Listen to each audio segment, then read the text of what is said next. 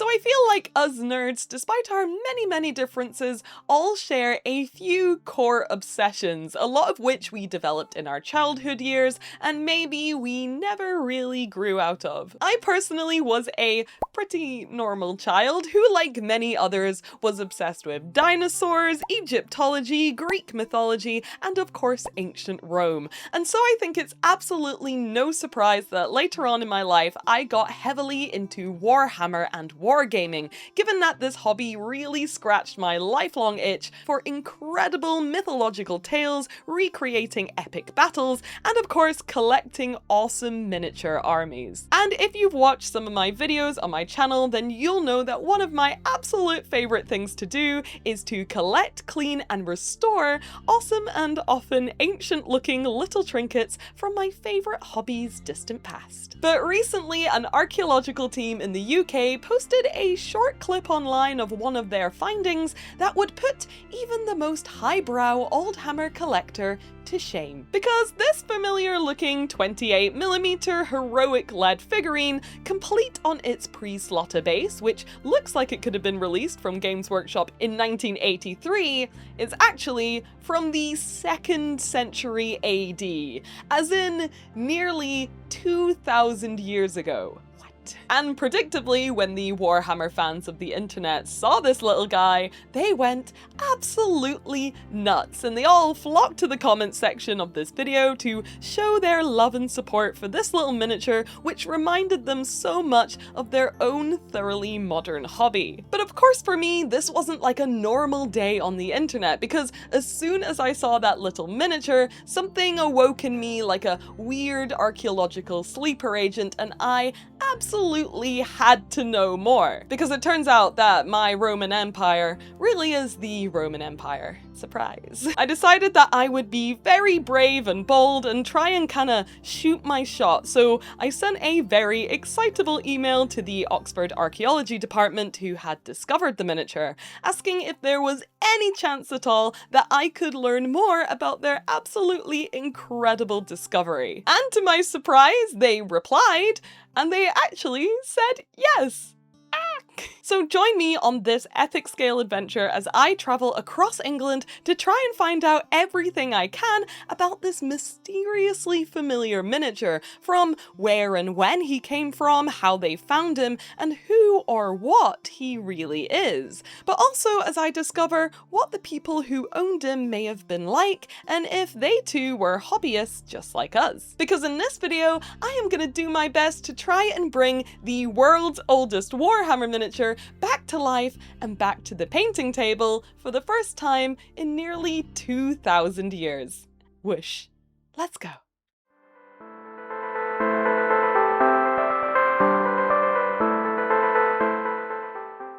So yeah, we're here today because I, a lowly miniature painting YouTuber, emailed an entire archaeological department to ask if I could get the scoop on one of their recent artifacts, and they so graciously agreed, which is amazing in of itself. And to be honest, I was just expecting to email them some of my burning questions and then maybe get some answers, and that would have been more than good enough for me. That would have been perfect. So imagine my shock when they actually invited me over in person to their offices to come and meet the miniature in real life. I fully freaked out, like kicking my legs and screaming into a pillow levels of excitement, because who doesn't dream of being given the opportunity to see behind the scenes of what I think is one of the coolest jobs in the world? The archaeological team who I reached out to are from Oxford Archaeology, who along with another team at Cotswold Archaeology discovered the object of my affection, the so-called by the internet world's oldest Warhammer miniature, and it was to their headquarters that I was so graciously invited to. So with my excitement at an all-time high, and with no idea what to expect when I arrived, I packed my bags and headed up north to meet the ancient Warhammer internet sensation myself.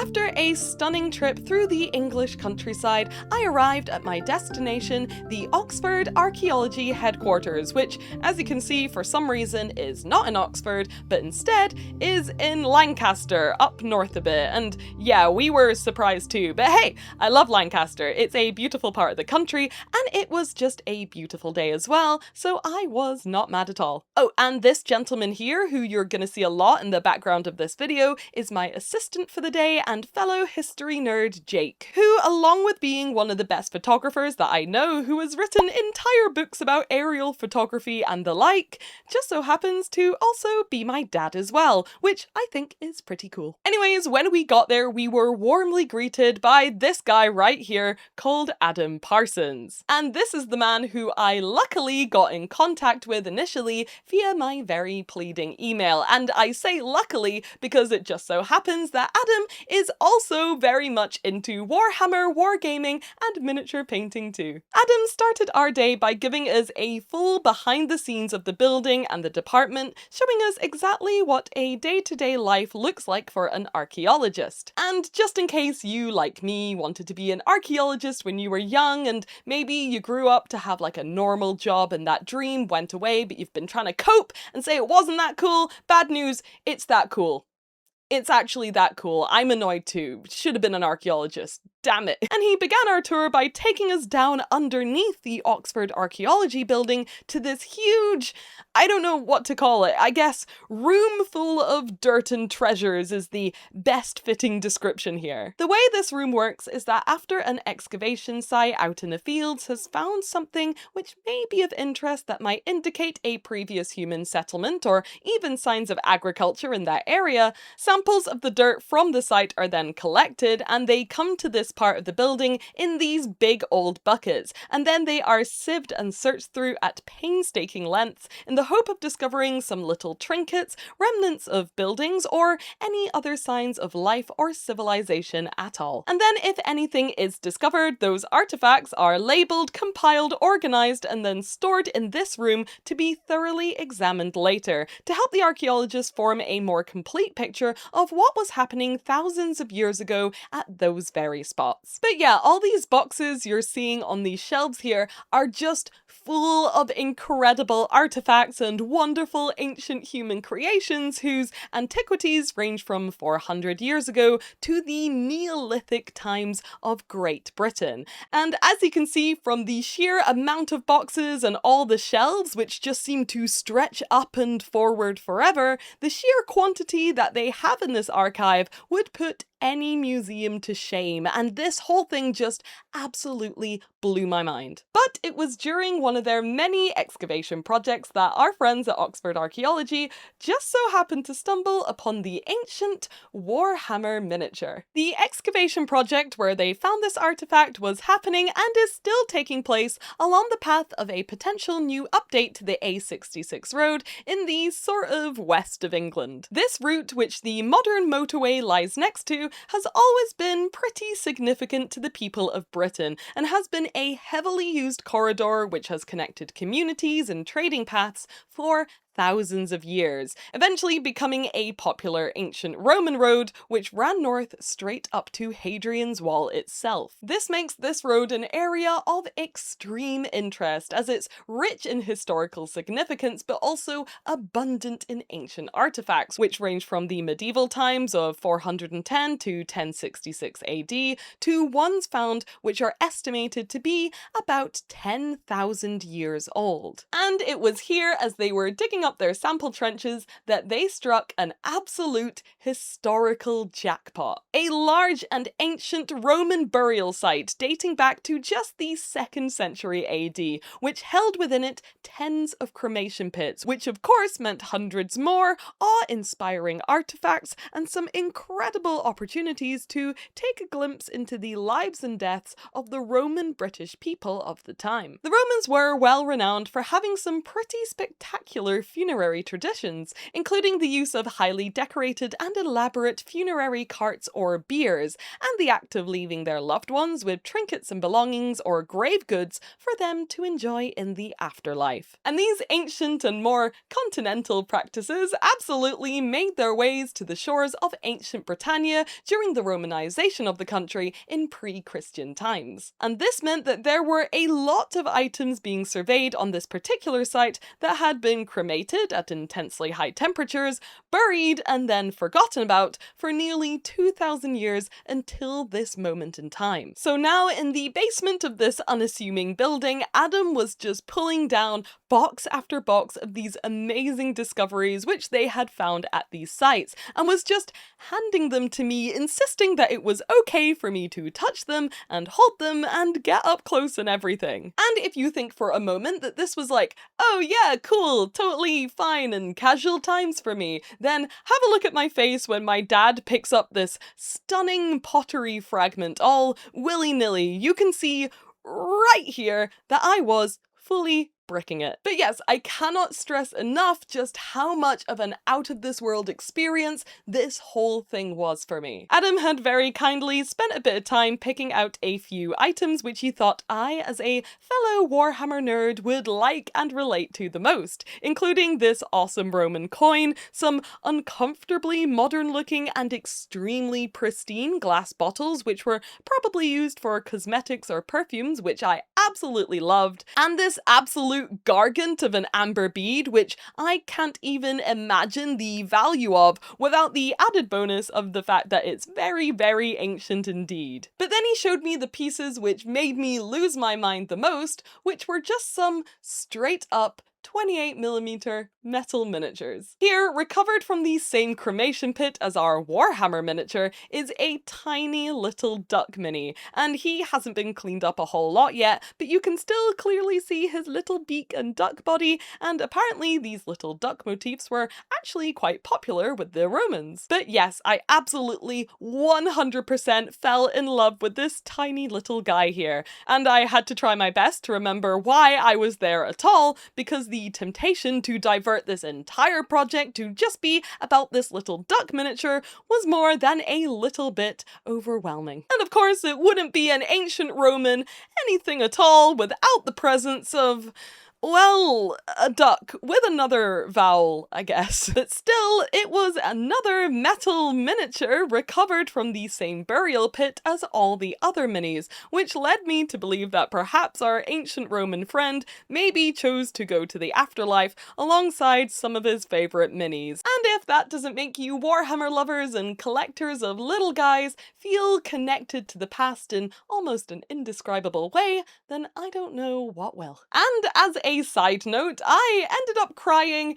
a lot more than I expected to during this entire trip. I don't know if it's just me because I am a very emotional person anyways, but humans being humans, no matter where or even when they're from, just really gives me the big feelies, and there was a lot of that going on here. In fact, here's a video of me being shown a pot fragment, which still had some tiny little fingerprints on it and the paint, and you can pinpoint the exact moment where my heart just breaks. It was just so human and so close, and I felt so related to this person from the past, and I don't know, it was just a lot, okay? I love people, they're so great. Anyways, after we'd had our fix of the incredible dirt and artifact room, Adam brought us upstairs to have a little look at their amazing offices, which were complete with an absolute 11 out of 10 office dog called Poppy, who I can report was a very, very good baby indeed. But after he had shown us exactly where the miniatures were found using some of these really cool map overlay things on his computer, he got out a tiny little box from his desk, and inside of that box was finally our guy, the little miniature which set the whole Warhammer community's hearts ablaze, and the entire reason why I had made this trip halfway across the country. Now, if you remember the last time that we saw this miniature, he was looking a little bit worse for wear, if I'm being honest. And he looked a little bit more like the forgotten chicken nugget at the bottom of your air fryer than he did any kind of discernible miniature. So I wouldn't say that my expectations were low at all, because obviously seeing anything like this is absolutely incredible, but I didn't have my hopes up that he would really look like anything tangible, if that makes sense. But to my complete surprise, the incredibly talented team at Oxford Archaeology had managed to clean up this miniature entirely, revealing him to not only be beautiful and detailed, but also, to my shock and delight, to also be one of the most iconic characters in the history of mankind. The miniature is Cupid. Like the Cupid, the naked little baby with the curly hair and the wings and the bow and arrow too. The ancient Warhammer miniature turned out to be a 28mm scale tiny metal Cupid from 1,800 years ago, which looked like he could have been sculpted by the Perry twins themselves, not 40 years ago. But yeah, you have waited this long for the reveal, so let me take you up close and personal with the miniature himself. He is absolutely stunning. He's around 3 centimeters tall and is made of copper alloy, which would have been a bright shining coppery gold color when he was first made, but it's now this old lead color, which does make him look a lot more like an old lead Warhammer miniature, except for the fact he is completely flat at the back. And isn't it also so amazing that nearly 2,000 years later, this particular character is still so instantly recognizable in his original form? And here's a bit of an experiment for you to do at home, because I certainly found this soon after. Just take a little mental note of how often you actually see Cupid depicted just like this in your day-to-day life, because once I started noticing it, I just couldn't stop. He was even in the makeup that I applied this morning to film the video that you're watching right now. Like, he's still very much absolutely everywhere, looking just like he did thousands and thousands of years ago. And honestly, the fact that he is just such an iconic character still absolutely blows my mind. It was just so cool that this is what the miniature turned out to be in the end. I just can't even express it. Now, I am no archaeologist or expert at all, so I still had a load of questions about what the miniature was, why it was made, and who might have owned it. And I bet you guys have a bunch of questions about the figurine too. So I cornered Adam for a couple of minutes to pick his brains for as much knowledge as I possibly could. Well, I'm Adam Parsons and I work for Oxford Archaeology. The project we've been working on, the A66, is a joint venture by Oxford Cotswolds Archaeology. And we came across the little chicken nugget, as you call it. The burnt chicken nugget. Yes, during excavation of the cemetery, which was part of the whole road scheme itself. So a Roman cemetery. And so he came out of one of the little pits there. Amazing.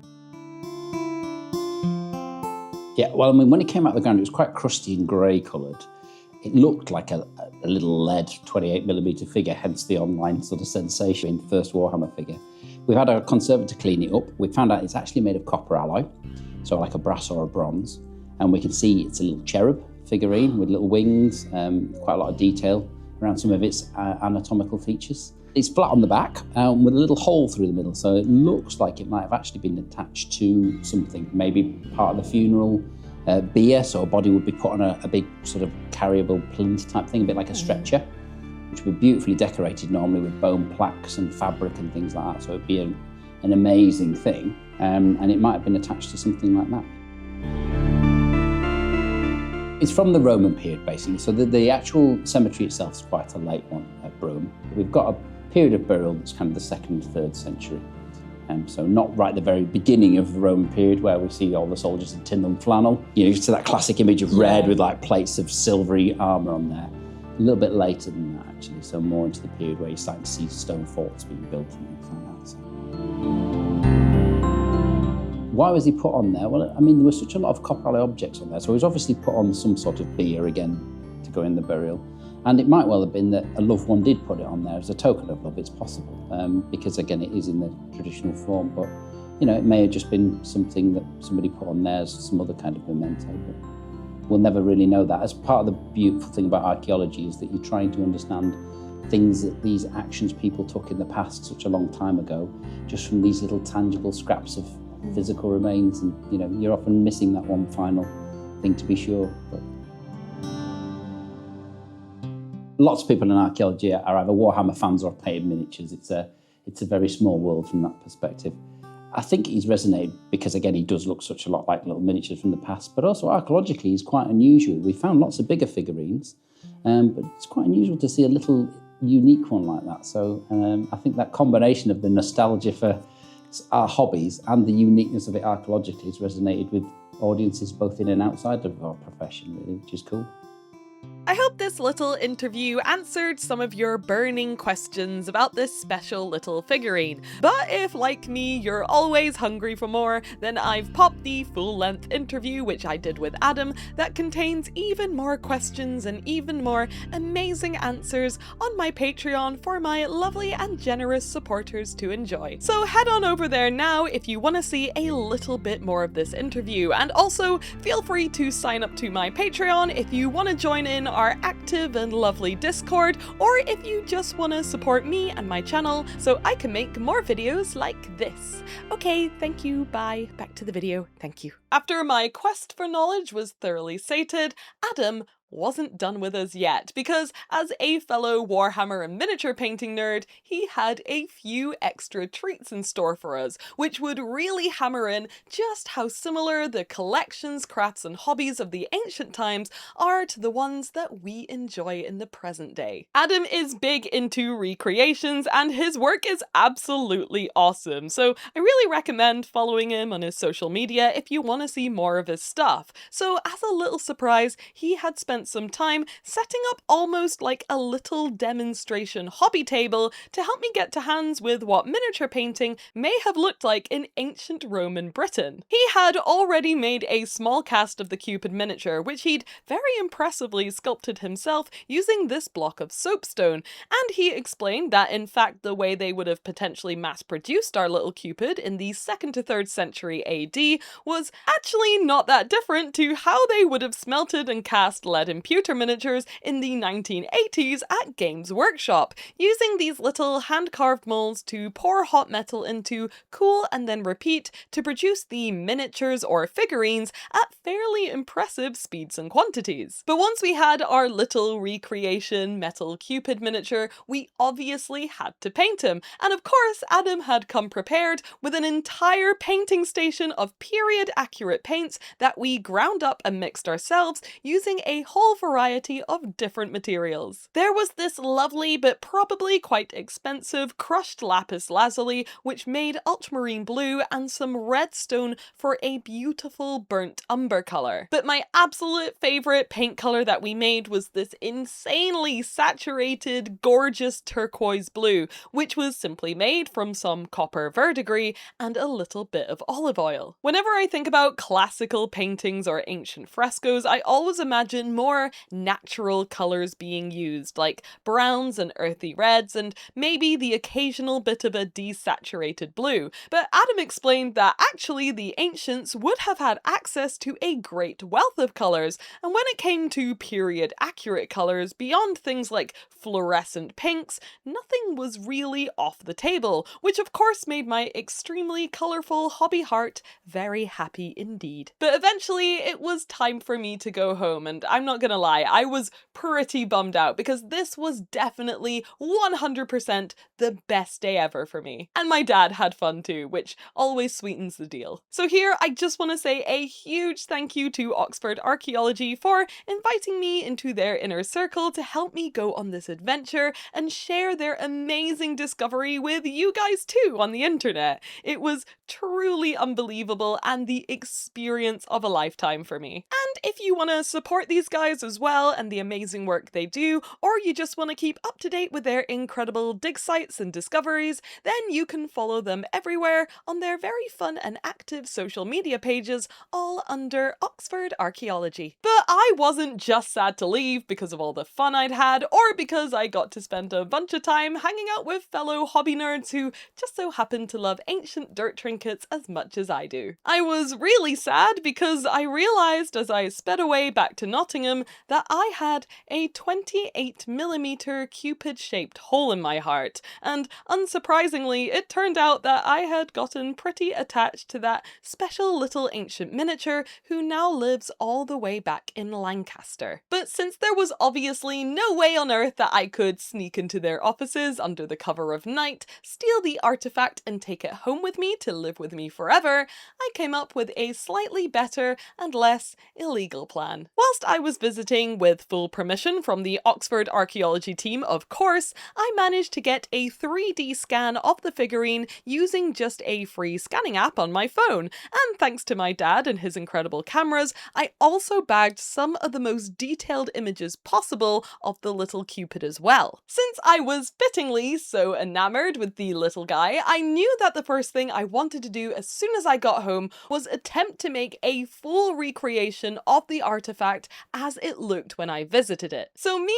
and the fantastically talented Rascaltown sculptor Tom worked together to try to re-sculpt the figure as accurately as we possibly could using some very modern technology. Tom started by using the 3D scan and some measurements provided to us by Oxford Archaeology to help him rough out the general shape of the figurine, and then he refined further as best he could using all of the source images, 360s and videos that I could possibly throw his way. After he was happy with his leg of the project, he then handed over the file to me so that I could do some of the very specific little tweaks and reshapings which you would only really know if you'd actually met the miniature yourself. And this mostly involved trying to match things like the exact look of the miniature's face, from his sort of flat profile to his very faint outline of an eye on his left-hand side, and really subtle things like that. The figurine has also, of course, been naturally weathered and eroded in such a very specific way, so using our smooth digital sculpting tools was occasionally just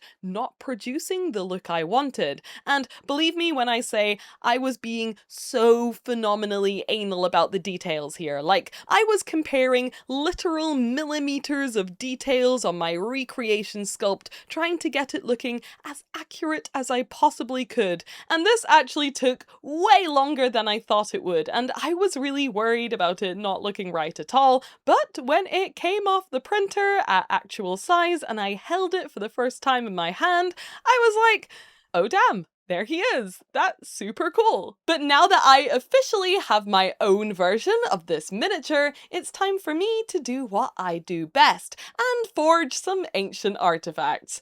I mean, paint him. Yeah. So just like in my sculpting phase, my goal here is to make this look as much like this as I possibly can. But again, how am I supposed to do that when he's weathered and eroded in such a specific way that I don't even really know what I'm looking at here? I thought the best place to start would be to just select the best lit image of the miniature I could find, which is this one here taken with my dad's big fancy camera, and just kind of start to try and match some of the colors I saw on there on my palette with my paints. In some lighting, the little figurine looks kind of flat, dull, and dark grey, but actually when you put a bit of natural light on him, he comes up in a bunch of beautiful colours and patinas, from the subtly purple colour his copper is turned into, to this lovely teal verdigris splattered all over his body. So I decided to start by getting the base colour right and then just trying to take it from there. His main colour is very unique and kind of hard to place and describe. It's almost like a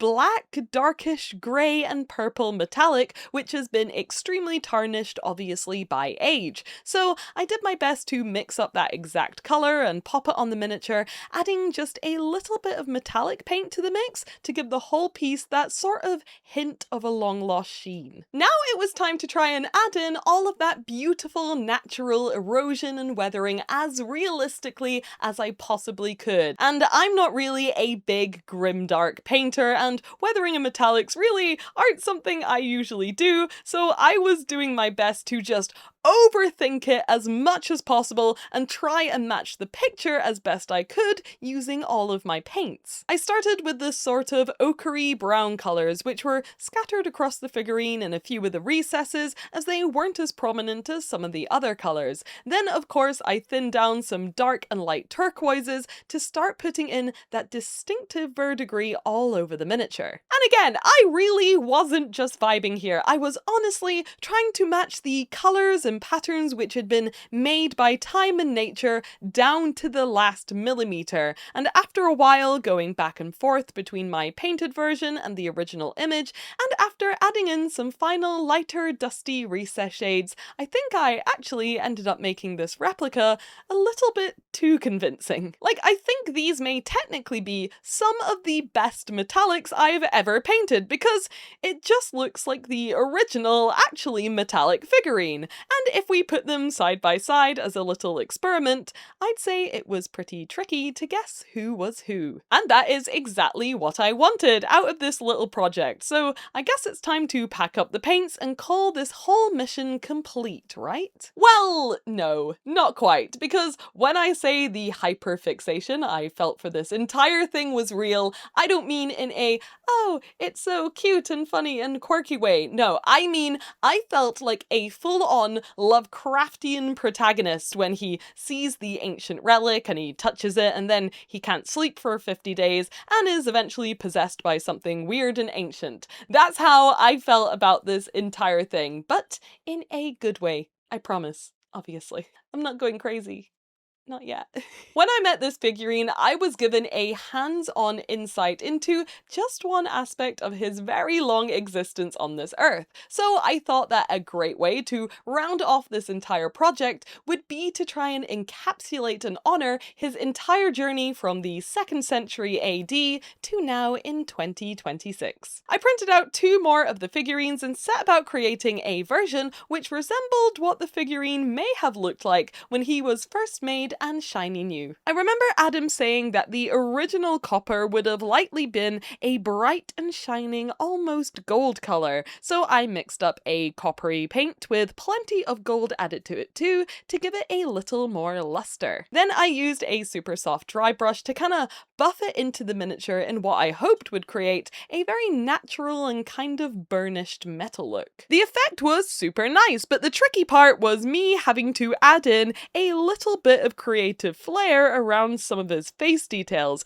as I free-handed in some of the more eroded elements like his left eye, his nose, and his ear to make him appear a touch more new looking. Then with the shiny new version all polished off, I moved on to his Lost to the Ages version, which would depict how the figurine looked when he was buried deep beneath the ground and forgotten for 1,800 years. I used the image of how he looked when he was freshly discovered as my reference, and the first thing I did was just to absolutely douse the entire figurine in some Sterling mud effect paint to kind of replicate the look of the crusty mud in the image. Once that very thick layer had dried fully, I went in with a whole range of sepia, brown, and green washes and just randomly splodged them all over the miniature, and then I hit the whole thing with a few dusty white-ish dry brushes to try and mimic that crusty white cast all over the miniature. Then I finished off by going back in with a few more washes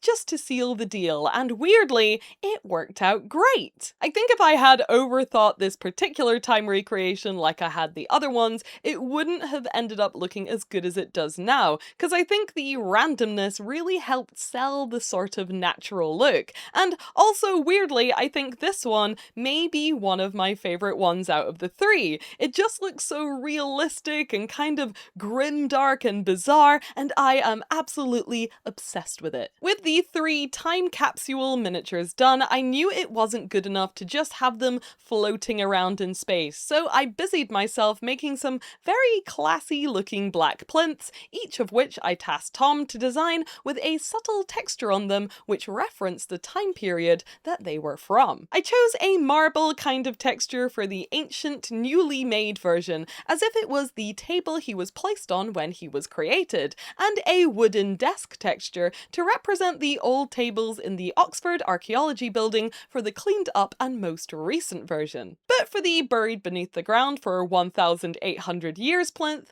I decided, just like the miniature itself, it should feel a little bit less clean. So I shoved a load of basing dirt at it and made a little whole vignette sort of thing for the miniature to sit in. And again, I think this one is fast becoming my absolute favourite of the three because he just looks so cool in his little buried nest here. But with all three of the figurines' moments in time captured, it's time to put them all together and for the first time ever take a complete look at the incredible history of the little cherub that the internet lovingly dubbed the world's first Warhammer miniature.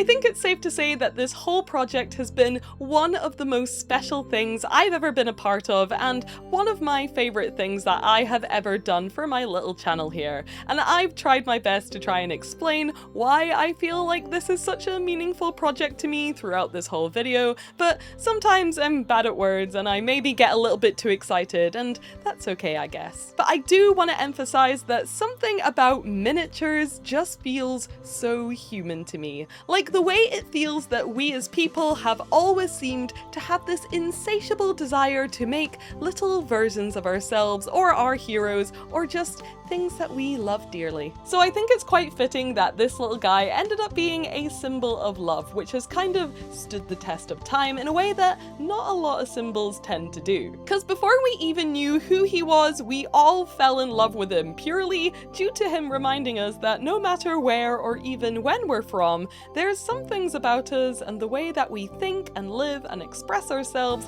which truly never change. And even when we're long gone, there's a chance that someone will find a small part of who we were, and it'll feel so familiar that it'll be like meeting a friend for the first time. And that's something that I think is worth keeping alive forever. Now, whilst this feels like the perfect place to end this journey and wrap up this entire project, of course, we're not done just yet. Because how could I show you guys something which looks so much like a wargaming miniature without actually turning him into a bona fide, tabletop ready wargaming miniature which I can really use in all of my games. So join us in the next video as I do my best to take this whole project even further into the realms of my favourite hobby, as I try to replicate an ancient Roman sculpting and painting style on a modern 28mm miniature, in an attempt to turn this little piece of history into something that us wargamers can really sink our teeth into. But for now, I'm afraid that is all we have time for. Thank you so much for watching this video. I really hope that you enjoyed it,